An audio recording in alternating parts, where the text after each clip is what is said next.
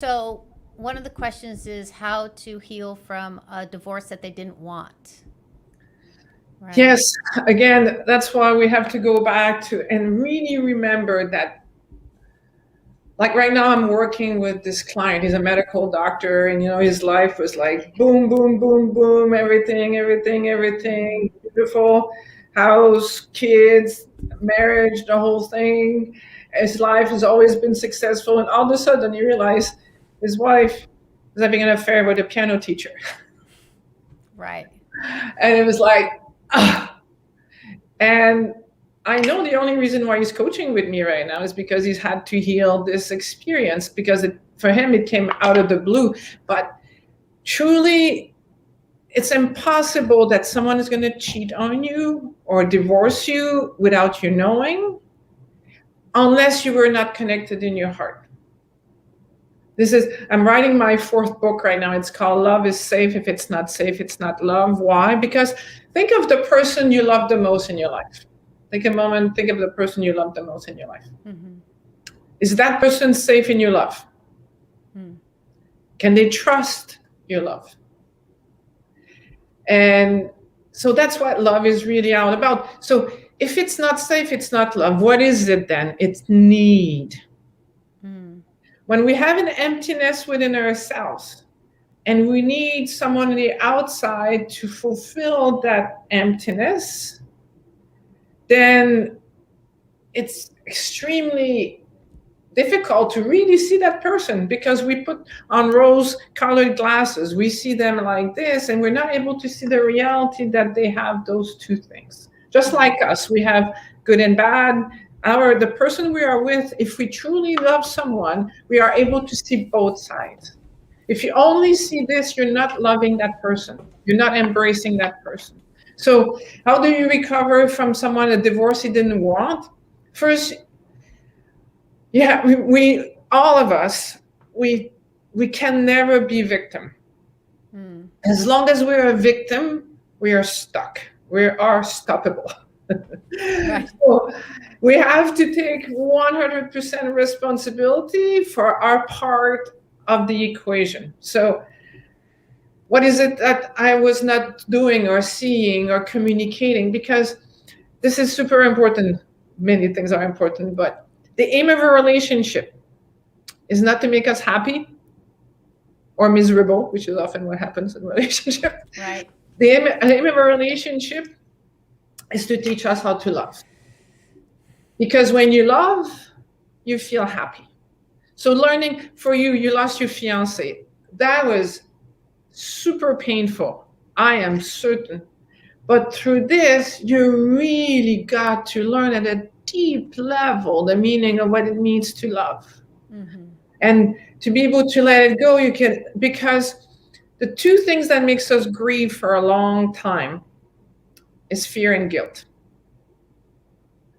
The guilt of what if I had said these things, like when my brother died in a car accident, like I was feeling oh, it was my fault. Like it's crazy, but it was like, oh my fault. Like if I had talked with him, if I had done this, maybe this would not have happened, blah blah blah blah.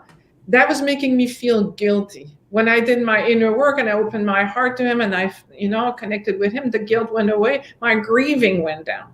The other Mm-hmm. thing that makes us grieve is the fear of I'll never be able to find someone to love this much that's going to love me, and I'm going to be alone for the rest of my life.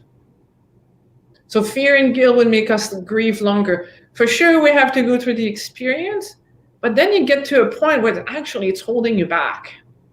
You're Yeah. stuck. And I think that that's why many people stay in marriages because they have that fear of never meeting someone.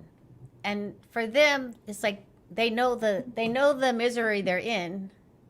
They don't know what's out there for them, and they choose often to stay in what they know. Better the devil Uh-huh. you know than the devil you don't know. Yeah, So, so and what's mhm. super important is like, especially when you marry very young, Mhm. what are the odds that you're going to have the right marriage? Like the numbers are out. About 50% of marriages end up in divorce. And out of the 50% that stays together, 50% of them wish they were not married. Mm. So about 25% of marriages work out. Why? Because if you don't know who you are and you don't know what love is, how are you supposed to pick the right person? So you flip a coin, and it's like what lands there. And I truly believe that a relationship is to teach us how to love. So some of us were supposed to learn with like in all my life, I've only known two people who were with their high school sweetheart, and they spend their whole time. Because most people don't learn how to love through only one relationship. We learn through love through different relationships. So if we don't know who we are, how are we going to pick the person that's supposed to be our mate? That's going to be part of um, my gift to the people. It's called a happy relationship checklist, but I think it's a very wise checklist. Number one, be with someone who wants to be with you. And the reason I put it there is because I've had clients come to see me in total addiction because they met someone they really were attracted to. They told them right from the get-go, I'm not interested, I'm not available, like I'm not looking for a relationship. But then it becomes the addiction of trying to prove to themselves worthy of love through getting this person. So that's number one. Number two, it is your utmost responsibility to never, ever, ever give your heart to someone who's not going to cherish it. Mm-hmm. So give your heart to someone who has a track record of being a good friend. Yeah, so I just want to jump in right there because many women don't have that friendship with self first. So that's where it gets messy because we don't cultivate that knowing and that friendship and that feeling of just being okay with who we are. So how do we get us back into that? So basically it goes back to this. Mm-hmm. Yeah. You need to listen to your heart. Your heart wants you to know two things. First, it needs you to know that you're worthy of love. And then second, you need to admit your dreams and aspiration.